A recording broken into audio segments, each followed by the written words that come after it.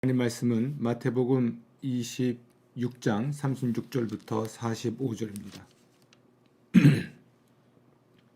봉독하겠습니다.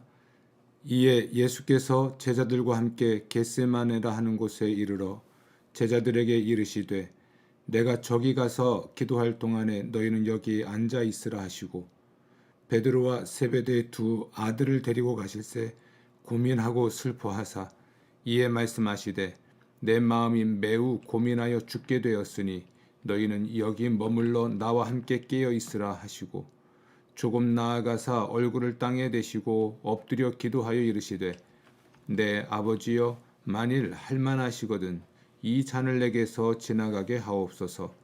그러나 나의 원대로 마시옵고 아버지의 원대로 하옵소서 하시고 제자들에게 오사 그 자는 것을 보시고 베드로에게 말씀하시되 너희가 나와 함께 한 시간도 이렇게 깨어 있을 수 없더냐.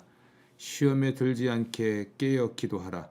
마음에는 원이로되 육신이 약하도다 하시고 다시 두 번째 나아가 기도하여 이르시되 내 아버지여 만일 내가 마시지 않고는 이 잔이 내게서 지나갈 수 없거든 아버지의 원대로 되기를 원하나이다 하시고 다시 오사 보신즉 그들이 자니 이는 그들의 눈이 피곤함일러라. 또 그들을 두시고 나아가 세 번째 같은 말씀으로 기도하신 후 이에 제자들에게 오사 이르시되 이제는 자고 쉬라. 보라 때가 가까이 왔으니 인자가 죄인의 손에 팔리느니라. 일어나라 함께 가자. 보라 나를 파는 자가 가까이 왔느니라. 아멘. 오늘은 예수 청중의 모범이라는 제목으로 말씀을 나누겠습니다. 성경에 의하면 한 사람의 순종과 또 한 사람의 불순종이 인류의 운명을 바꾸어 놓았습니다. 인류의 운명을 바꾼 두 인물은 첫 번째 아담인데요. 그가 하나님께 순종하지 아니했기 때문에 많은 사람, 그러니까 모든 인류가 죄인이 되었습니다. 로마서 5장 19절입니다.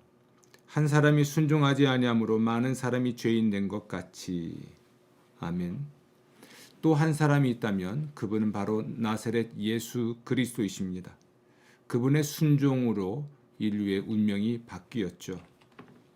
다시 한번 로마서 5장 19절 말씀을 보겠는데요. 한 사람이 순종하지 아니함으로 많은 사람이 죄인 된 것 같이 한 사람이 순종하심으로 많은 사람이 의인이 되리라. 아멘.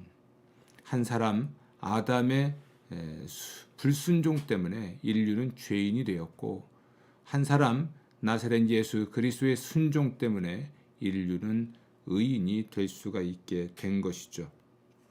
이렇게 한 사람의 순종이 인류의 운명을 바꾼 사건 외에 성경은 한 사람의 순종 혹은 불순종이 가족의 운명을 바꾼 사건도 기록하고 있죠.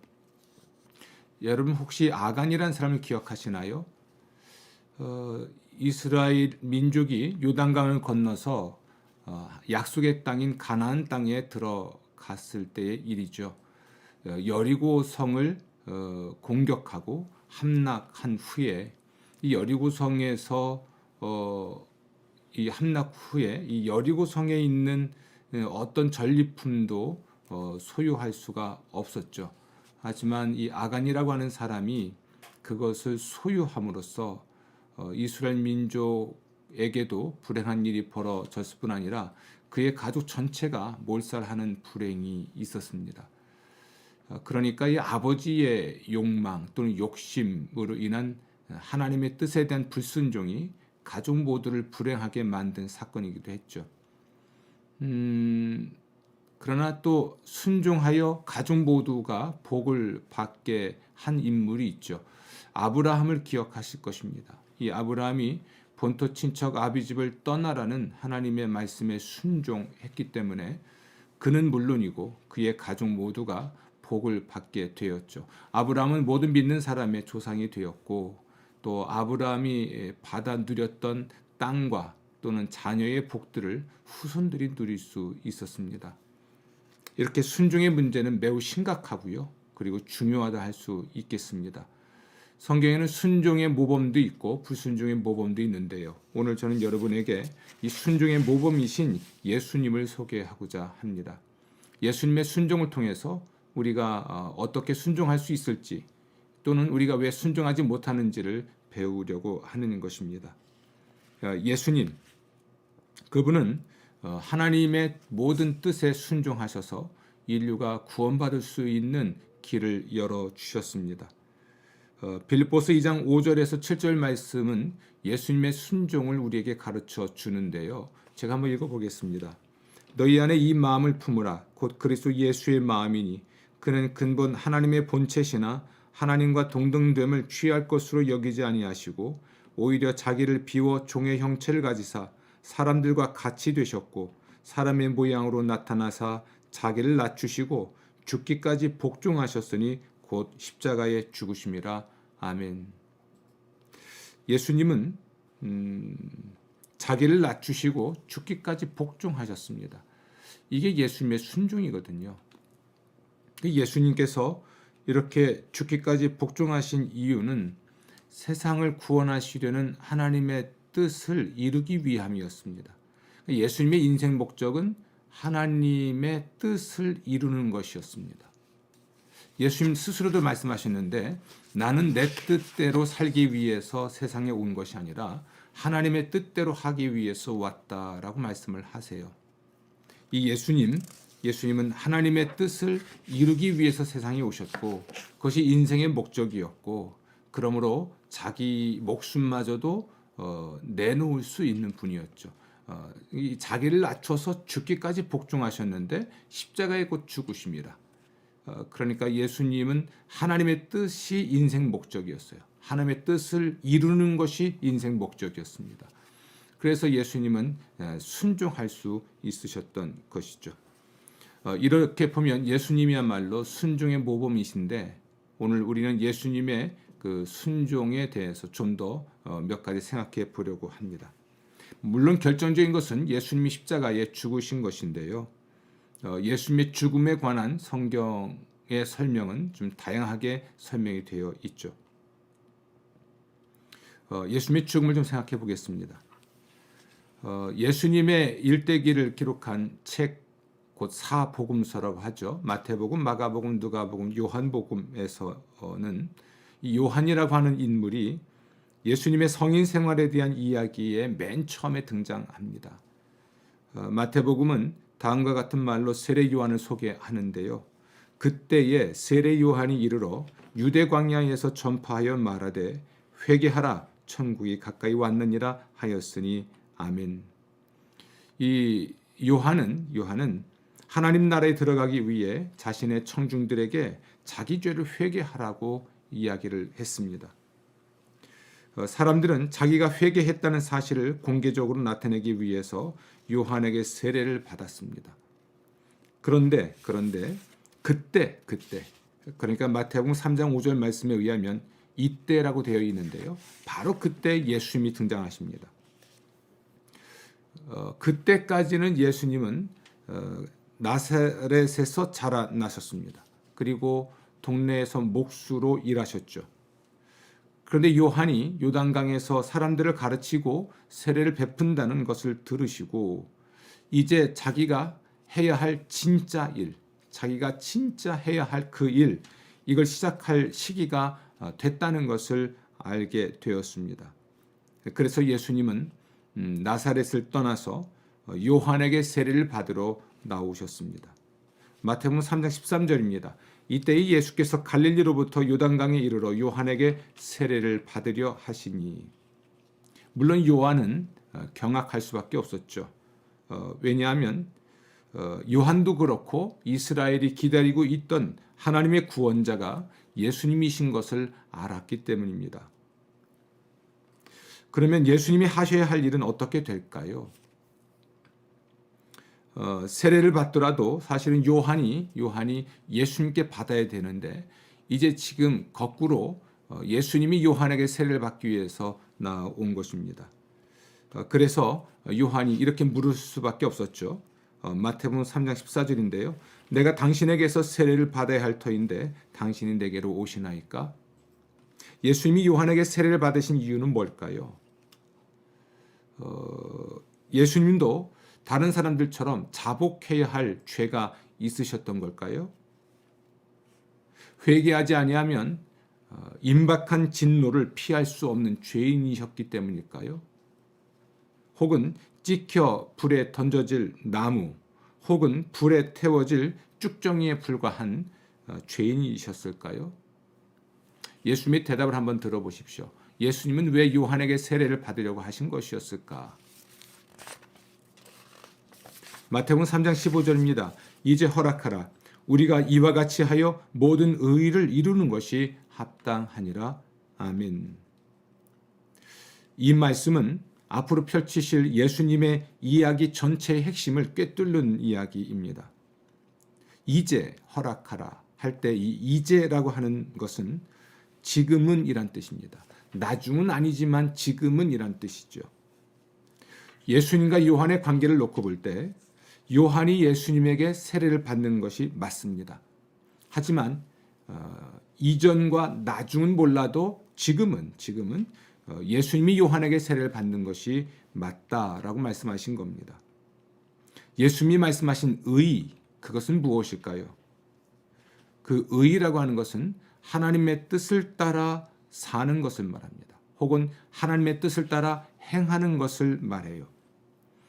그러니까 이전과 나중은 몰라도 지금은 예수님이 요한에게 세례를 받는 것이 하나님의 뜻이었던 것입니다. 그럼 예수님이 요한에게 세례를 받으심으로써 이루어지는 하나님의 뜻은 무엇일까요? 예수님은 자신이 겪을 죽음을 세례로 말씀하신 일이 있습니다. 마가복음 10장 38절입니다. 너희는 내가 받는 세례를 너희가 받을 수 있느냐? 이렇게 예수님의 세례는 곧 예수님의 죽음을 암시하는 것이었습니다. 예수님이 요한에게 요단강에서 세례를 받으실 때에 암시하신 사건이 있는데 그것은 곧 예수님이 죽임을 당하시는 것이었습니다. 이렇게 예수님이 세례 요한에게 세례를 받으신 이유는 하나님의 뜻을 이루기 위해 자신의 목숨을 바치겠다는 공개 선언이었습니다. 예수님은 죽기까지 복종하셨다고 빌립보서 말씀에 기록되어 있는데요. 예수님의 죽음을 표현하는 단어 중에 하나가 세례였던 것이죠.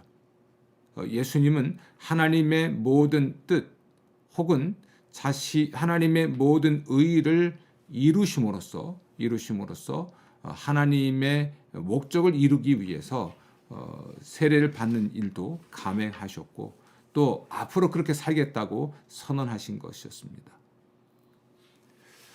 또 예수님의 죽음을 묘사한 단어 중에 하나가 잔입니다. 잔. 예수님은 겟세마네에서도 자신의 죽음을 자기가 마실 잔으로 묘사한 일이 있는데요. 마태복음 26장 39절입니다. 내 아버지여 만일 할만하시거든 이 잔을 내게서 지나가게 하옵소서. 그러나 나의 원대로 마시옵고 아버지의 원대로 하옵소서. 여기서 예수님이 말씀하신 이 잔을 내게서 지나가게 하옵소서라고 할 때 그 잔은 예수님의 죽음을 의미하는 것이었습니다. 그러니까 예수님이 이렇게 말씀하신 것이죠. 내 아버지여 만일 할만하시거든 죽지 않게 하소서였겠죠. 그러나 내 원대로 마시옵고 아버지의 원대로 하옵소서라고 말씀을 하신 것입니다. 체포 현장에서 칼을 빼서 대제사장의 종을 쳐서 오른편 귀를 베어버린 이 베드로를 만류하시면서 예수님은 이렇게 말씀하셨습니다. 아버지께서 주신 잔을 내가 마시지 아니하겠느냐. 그러니까 예수님은 아버지가 주신 잔이었기 때문에 마셔야만 했던 거죠. 또 마시겠다는 겁니다. 피하시지 않겠다는 거죠. 그 잔을 받아 마시겠다라고 하신 겁니다. 이게 예수님의 순종이죠. 아버지가 마시라고 준 잔인 까닭에 그것을 받아 마시는 것이죠. 그런데 그 잔은 바로 예수님의 십자가에 못 박혀 죽임 당하시는 일이었습니다. 또 예수님은 요한복음 19장 30절에서 다 이루었다라고 말씀하시고 십자가에서 죽으셨습니다. 예수님의 십자가 죽음은 세상 구원을 위한 아버지의 뜻이었습니다. 세례와 잔으로 표현된 예수님의 죽음, 이 죽음은 순종이 어떤 것인지를 우리에게 잘 보여줍니다. 다시 말하면 순종은 하나님의 뜻을 이루는 것이 인생 목적인 사람에게 매우 중요한 덕목입니다. 하나님의 뜻을 이루는 것이 인생 목적인 사람. 그러니까 예수님은 하나님의 뜻을 이루기 위해 세상에 오셨어요. 그리고 예수님의 삶의 태도는 자기의 소원대로 또는 자기의 소원을 이루기 위해서가 아니라 하나님의 소원을 이루는 것, 하나님의 소원대로 사는 것이었습니다. 요한복음 17장에서 예수님이 이렇게 말씀하셨는데요. 아버지가 내게 하라고 주신 일을 내가 이루어 이 세상에서 아버지를 영화롭게 했습니다 라고 표현을 해요. 아버지가 하라고 주신 일을 이루어 이 세상에서 내가 아버지를 영화롭게 했습니다. 아버지를 영화롭게 하는 것을 우리는 아버지께 영광을 돌린다고 하죠. 우리는 하나님께 영광을 돌리는 것이 인생의 목적이어야 하는데요. 어떻게 하는 것이 하나님께 영광을 돌리는 것일까요? 그것은 하나님의 뜻을 이루는 것, 하나님의 뜻을 이룸으로써 혹은 하나님이 하라고 주신 일을 다 이룸으로써 하나님께 영광을 돌릴 수가 있는 것이죠. 이렇게 하나님께 영광을 돌리는 것, 하나님의 영광을 드러내는 것이 인생 목적인 사람 또는 신앙생활의 목적인 사람은 하나님의 모든 뜻에 순종할 수가 있게 됩니다. 아멘, 아멘. 결국 예수님은 자신의 죽음을 통해 세상을 구원하시려는 하나님의 모든 뜻을 다 이루셨는데 예수님이 다 이루었다라고 말씀하시고 돌아가신 그 현장이 십자가였다는 것이 매우 의미심장합니다. 그러니까 죽기까지 복종하신 것인데요.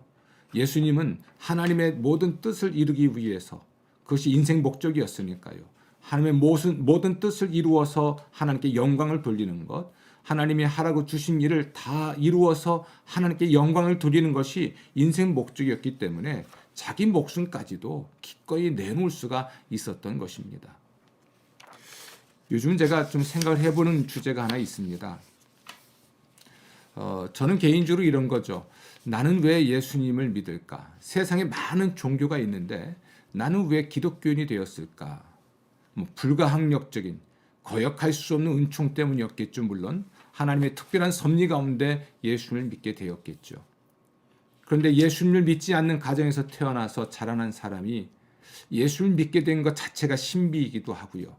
한 걸음 더 나아가서 교회의 목사가 돼서 또는 기독교회의 목사가 돼서 살아가는 사람이 된 것이 나는 왜 이런 길을 갔을까? 왜 이런 길을 선택했을까? 또는 이런 길을 가야만 할까? 이 질문을 자주 해보는 것이죠. 만약 나의 성공, 나의 행복 또는 나의 명성을 위해서였다면 그건 아닌 것 같습니다. 제가 성공한 사람인가요? 우리가 말하는 성공은 부자가 되는 것이고 또 유명해지는 것이고 권력을 갖는 것인데 그런 맥락에서 제가 성공한 사람일까요? 나의 행복을 위해서 제가 예수님을 믿는다.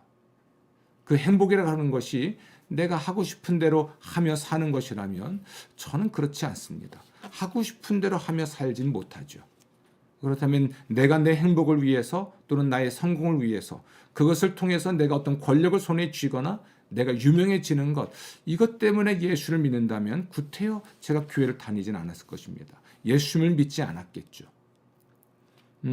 오늘 설교와 관련지어서 저의 삶은 하나님의 뜻을 이루는 것, 하나님이 제게 하라고 주신 일을 이루는 것이 제 인생의 목적인데요.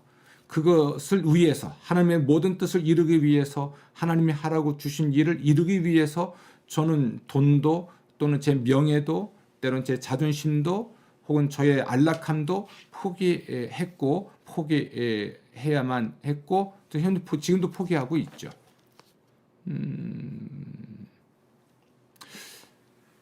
이 순종의 문제는 그런 의미에서 우리의 성공, 우리의 행복, 또 우리의 명성을 위한 것은 결코 아닙니다. 물론 하나님께서는 순종하는 사람 그를 성공하게 하시고 순종하는 사람 그를 행복하게 하시고 순종하는 사람 그의 명예를 드높여 주십니다.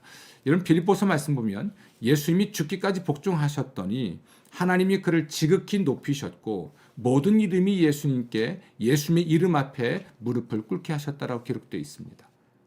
그렇다면 우리의 성공, 우리의 행복, 우리의 명성은 순종하는 사람에게 주시는 하나님의 선물이죠. 선물이지 우리 인생 목적이 아니에요. 여러분도 한번 질문해 보십시오. 나는 왜 교회를 다니지? 나는 왜 예수님을 믿을까? 다른 종교는 나의 마음의 편안함, 또 내 인생의 성공, 내 자녀들의 행복, 이런 것을 위해서 뭔가를 하게 하는데 기독교는 유독 십자가를 져라, 자기를 부인해라, 헌신해라, 희생해라 이런 말을 자꾸 하는데 그렇다면 나는 과연 예수님을 계속 믿을 것인가를 생각해 보는 건데요. 여러분이 예수님을 믿는 이유가 뭘까요? 기독교 신앙을 가진 이유가 뭘까요? 또 우리가 하나님께 순종해야 되는 이유는 뭘까요? 이런 질문들에 대한 대답이 오늘 설교에 나와 있는 거죠. 예수님은 자신의 뜻이 아니라 하나님의 뜻을 이루기 위해서, 자신의 일이 아니라 하나님의 일을 하기 위해서, 자신의 명성이 아니라 하나님의 명예를 드높이기 위해서 세상에 오셨습니다. 그리고 심지어 죽기까지 복종하셨습니다. 그런데 그 결과는 어떤 것이었습니까? 예수님의 복종이 가져온 결과는 물론 많은 사람들이 예수님의 이름 앞에 무릎 꿇게 하는 하나님의 은혜도 있었지만 그 한 사람의 순종 때문에 인류가 구원받는 길이 열린 것이죠. 그러니까 이 순종이 가져온 결과는 나의 행복도 되지만 내가 아닌 가족과 다른 사람에게도 행복이 되는 것입니다. 마치 아브라함이 믿음으로 순종했을 때 그와 그의 아내와 나중에 태어날 그의 자녀 이삭이겠죠. 그리고 손자였던 이삭의 두 아들에게도 해당되는 사건이기도 할 것입니다. 어쨌든 우리가 순종할 수 있으려면 내가 하나님의 모든 뜻을 이루고 하나님의 일을 하고 이로써 하나님께 영광을 돌리겠다고 하는 인생 목표가 다시 설정돼야 할 것입니다. 제가 감히 무모한 도전의 말씀을 드린다면 여러분의 성공과 여러분의 행복과 또 여러분의 명성을 위한 것이라면 기독교 신앙을 가질 수 없을 것입니다. 하지만 진정으로 성공하고 행복하고 명성을 얻기 원한다면 역설적이게도 하나님께 순종할 때 기독교 신앙을 통해서 하나님이 여러분에게 선물로 주실 것입니다. 사랑하는 성도 여러분, 우리가 순종의 모범이신 예수님을 바라볼 때 그 예수님께서는 기꺼이 자신의 목숨까지도 바치셨는데요. 그렇게까지 순종하셨는데요. 그것은 그분의 인생 목적이 하나님의 영광을 드러내는 것이었기 때문에 그렇습니다. 하나님의 영광을 높이는 것, 하나님의 뜻을 이루는 것, 하나님의 모든 일을 이루는 것이 인생 목적이 되고 그러므로 하나님의 모든 뜻을 청종하는 잘 듣고 마음에 받아들이고 깊이 생각하고 받들어 살아가는 하나님의 사람들 되시기를 주의 이름으로 축원합니다. 이 예수님의 순종에 대해서 좀 생각해 볼 것 중에 하나는 침묵입니다. 그리고 무저항입니다. 대체로 우리가 인생을 살면서 할 말이 참 많은 것 같아요. 억울하면 호소도 해야 되고요. 그리고 실수했으면 변명도 해야 되는 것 같아요. 내가 이러한 사람이 되고 이런 인생을 사는 이유는 하고 누군가에게 자꾸만 변명을 하든 또는 호소를 해야 하는 경우가 있는 것 같습니다. 근데 예수님은 하나님의 뜻을 이루고 하나님의 일을 하는 것이 인생 목적이었기 때문에 당신은 왜 이 길을 가십니까? 당신은 왜 이런 인생을 사십니까? 당신은 왜 그런 처지에 놓였습니까? 그러니까 예수님 입장에서 본다면 당신은 왜 체포가 되어서 죄인이 되셨습니까? 당신은 왜 십자가에 못 박혀 죽임을 당하십니까? 이런 것들에 대해서 변명하지 않으셨습니다. 예수님의 순종은 그 예수님의 고난과 죽음의 과정에도 여실히 드러난다는 이야기입니다. 예수님을 체포한 사람들이 예수님을 대제사장에게 끌고 갔죠. 유대인들의 법정인 산헤드린 공의회가 소집이 되었습니다. 그리고 산헤드린 공의회 의원들은 하나둘 모여들었습니다. 전례가 없는 일이 벌어졌습니다.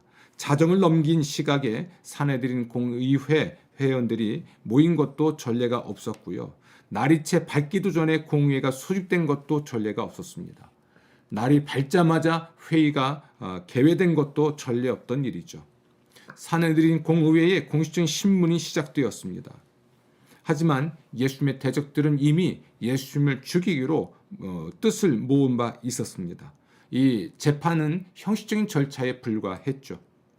대제사장들과 온 의회가 예수님을 사형시킬 증거를 찾았지만 찾지 못했습니다.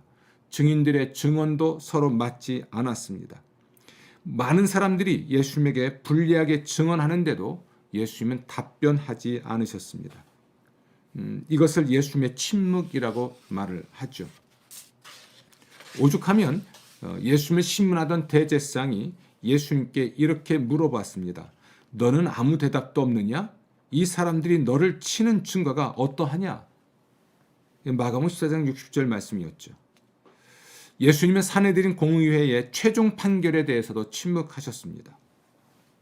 대제사장이 자기 옷을 찢으며 다른 증인이 더 필요 없다고 사내들인 공의회 회원들을 선동할 때도, 또 예수님에게 신성 모독죄를 적용해서 사형을 선고할 때도, 예수님께 침을 뱉고 예수님의 얼굴을 가리고 주먹으로 칠 때에도 예수님은 침묵하셨고 아무 저항도 하지 않으셨습니다. 이런 예수님의 무저항 그리고 침묵은 로마인의 법정에서 계속되었죠. 또 예수님의 무저항과 침묵은 형 집행 과정 중에서도 계속되었습니다.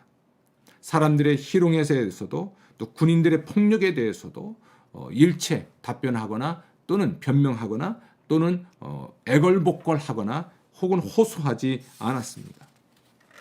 이렇게 예수님의 무저항과 침묵이 의미하는 것은 무엇일까요? 보통의 죄수들이 이런 재판을 받거나 또는 처형을 당할 때 떠들어대는 이유를 살펴보면 예수님의 침묵이 의미하는 것이 무엇인지 알 수 있습니다. 보통 고발을 당하는 사람들 또는 판결을 받는 사람들 입장에서는 자기의 혐의를 부인하거나 변명하기 위해서 말을 많이 하게 되죠. 예수님은 자신의 혐의를 부인하셔도 됩니다. 왜냐하면 죄가 없으셨으니까요. 또 예수님이 변명하셔도 됩니다. 왜냐하면 예수님은 잘못한 게 없으셨으니까요. 예수님은 대항하셔도 됩니다. 예수님은 대항할 수 있는 힘이 있으셨으니까요. 하지만 예수님은 변명하지 않으셨습니다. 혐의를 또 부인하지도 않았습니다. 죄가 있어서도 아니고 잘못한 게 있어서도 아니고 힘이 없어서도 아닙니다. 이사야서 53장 6절입니다. 우리는 다 양 같아서 그릇 행하여 각기 제 길로 갔거늘 여호와께서는 우리 모두의 죄악을 그에게 담당시키셨도다. 예수님이 침묵하신 이유, 예수님이 저항하지 아니하신 이유는 단순해요. 그것은 하나님께서 인류의 죄악을 예수님 자신에게 담당시키셨기 때문에 그렇습니다. 이렇게 말할 수 있겠죠. 십자가에 달려 죽임당하는 것이 예수님 몫이었어요. 하나님이 예수님께 담당시키셨고 예수님은 그 일을 담당하셨어요. 그래서 변명할 이유도 없고 호소할 이유도 없고 저항하실 이유도 없고 맞두제비할 일도 없으셨습니다. 예수님은 세상을 구원하시려는 하나님의 뜻을 위해서 또 혹은 세상을 구원하시려는 자신의 사명 때문에 침묵하신 것이었습니다. 이사야 53장 10절입니다. 여호와께서 그에게 상함을 받게 하시기를 원하사 질구를 당하게 하셨은즉 그의 영혼을 속건제물로 드리기에 이르면 그가 씨를 보게 되며 그의 날은 길 것이요 또 그의 손으로 여호와께서 기뻐하시는 뜻을 성취하리로다. 아멘. 예수님이 상함을 받으시는 것, 질구를 당하시는 것, 자기 영혼을 속건제물로 드리시는 것은 하나님께서 기뻐하시는 뜻이었습니다. 하나님을 기쁘시게 해드리는 삶, 하나님을 기쁘시게 해드리는 삶, 이것이 예수님의 삶의 이유였거든요. 따라서 예수님은 자기가 상하든 자기가 질고를 당하든 자기가 고통을 겪든 하나님이 기뻐하신다면 기꺼이 그 일을 담당하셨고 그 일을 하신 것이었습니다. 그러다 보니까 예수님은 저항하거나 침묵하지 않으셨던 것이죠. 생각보다 우리는 변명을 자주 합니다. 내가 이렇게 말하거나 행동할 수밖에 없었던 이유, 그 변명이기도 하죠. 하소연합니다. 억울하니까요. 분명히 억울할 수 있습니다. 그래서 하소연을 할 수 있습니다. 왜 나만, 또 왜 나는, 이런 표현을 사용할 수도 있겠죠. 하지만 우리가 살아가는 삶이라는 것은 내 뜻을 이루기 위해서, 내 일을 하기 위해서, 내 성공과 행복과 나의 명성을 위해서가 아니고 하나님의 뜻, 하나님의 일을 이루고 하나님의 영광을 드러내기 위해 한 것이라면, 지금 내가 겪고 있고 아니면 내가 지금 짊어져야 될 짐과 같은, 내가 담당해야 될 책임과 같은 그 모든 일을 우리가 겪거나 하면서 변명하거나 불평하거나 불만하지 않을 수가 있죠. 제가 제 삶을 돌아보면 변명이 많아지고 불평이 많아질 때는 길을 잃었을 때더라고요.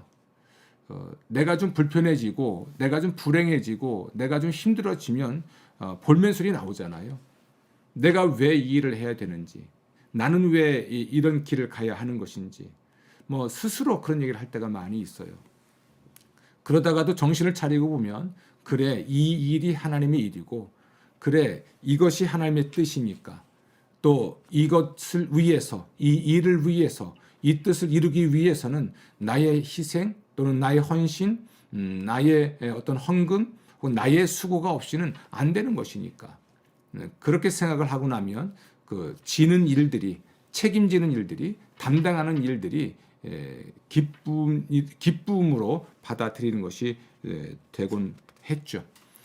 예수님의 침묵과 무저항의 이유는, 또 가능성은 바로 하나님의 뜻을 이루는 것이 그분의 인생 사명이었기 때문에 그렇습니다. 하나님이 하라고 주신 일을 이루는 것이 예수님의 인생 사명이었고, 이 세상에서 하나님을 기쁘시게 해드리고 하나님께 영광을 돌리는 것이 예수님의 인생 목적이었기 때문에 예수님은 어떤 저항도 하지 않고 어떤 변명도 하지 않고 아주 기쁜 마음으로 십자가를 지실 수가 있었던 것입니다. 사랑하는 성도 여러분, 오늘 우리는 순종의 모범 또는 청종의 모범이신 예수님에 관하여 이야기를 하고 있습니다. 그리고 이 청종 또는 순종은 결국 우리의 인생 목적이 무엇인가를 가늠해 볼 수 있는 중요한 척도가 되기도 합니다. 우리의 인생 목적이 하나님의 뜻을 이루고 하나님의 일을 이루는 것이고 하나님께 영광을 돌리는 것이라면, 하나님의 영광을 위해, 하나님의 뜻을 위해, 하나님의 일을 하기 위해서 기꺼이 하나님께 순종할 수 있는 것이지요. 이런 순종과 순응 혹은 무저항과 침묵의 힘은 예수님께서 끊임없이 하나님과 신령한 교제를 나누었기 때문에 가능한 일이었습니다.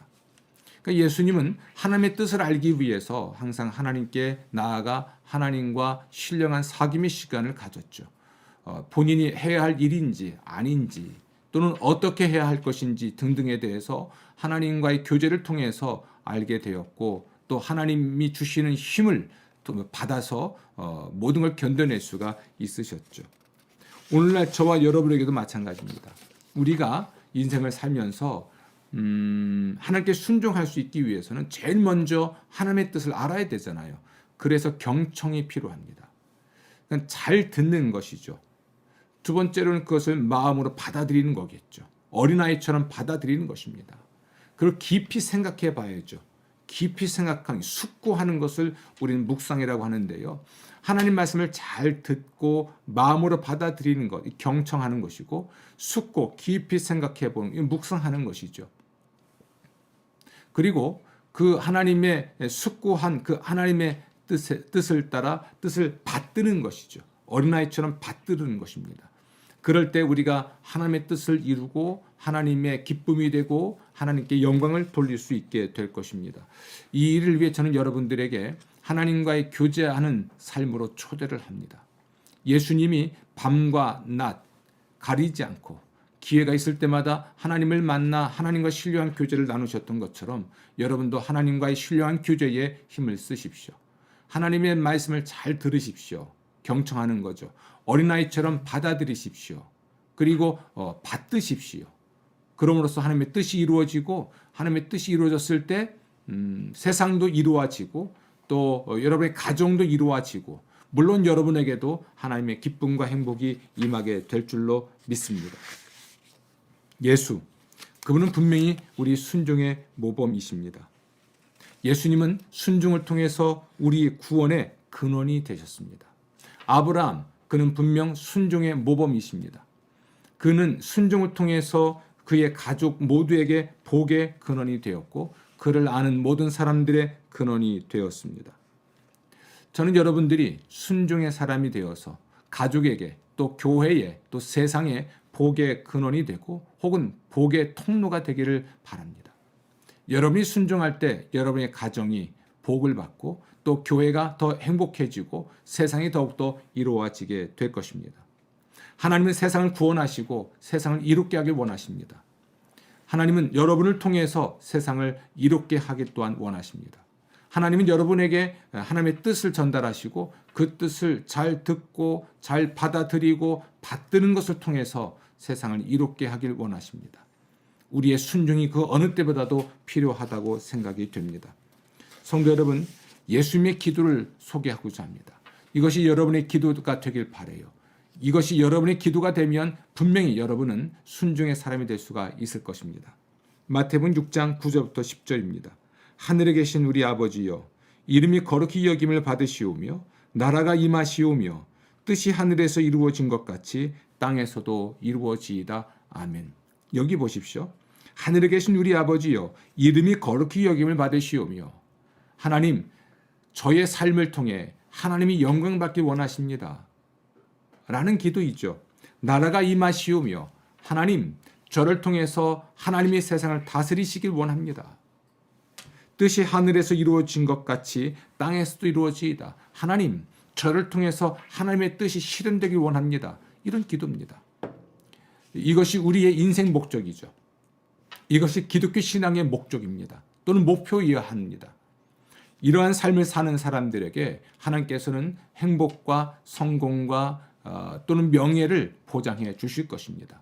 저는 확신합니다. 또 여러분도 확신하실 것이라고 저는 믿습니다. 하나님의 영광을 드러내는 사람, 하나님의 뜻을 이루고 하나님이 하라고 주신 모든 일을 이루고 그것 때문에 순종하며 사는 사람에게 복을 주시고 성공하게 하시고 행복하게 하시고 명예롭게 하실 것을 저는 확신합니다. 역사도 증언하고 증거하고 있는 진리입니다. 여러분에게 순종의 삶을 권면한 지가 3주차인데요. 참으로 청종하는 삶, 잘 듣고 따르는 하나님의 사람이 되어서 복이 되시고 또 복을 누리시기를 주의 이름으로 축원합니다. 기도하시겠습니다. 하나님 감사합니다. 오늘 예수님, 우리 순종의 모범이신 예수님을 통해서 어떻게 순종할 수 있고 또 왜 순종해야 하는지 알게 하시니 감사합니다. 순종이 우리의 성공이 되고 순종이 우리의 복이 되고 순종이 우리의 명예가 됨을 믿습니다. 힘들고 어려운 길이어도 좁고 험한 길이어도 가는 사람이 없는 길이어도 하나님의 길을 갈 수 있도록 도와주옵소서. 예수님처럼 자기를 낮추고 죽기까지 복종할 수 있는 참된 그리스도인 될 수 있도록 만들어 주옵소서. 나는 왜 예수를 믿는가? 나는 왜 교회를 다니는가? 이 질문 앞에서 하나님의 뜻을 이루기 위하여, 하나님이 맡기신 일을 이루기 위하여, 하나님의 영광을 위하여 라고 고백할 수 있는 참된 그리스도인들 되게 하시고 이렇게 청종, 잘 듣고 순종하며 사는 사람들에게 약속하신 복을 허락해 주시옵소서. 부어 주시옵소서. 온전케 하여 주시옵소서. 하나님이 하실 일을 기대하오며 예수님 이름으로 기도합니다. 아멘.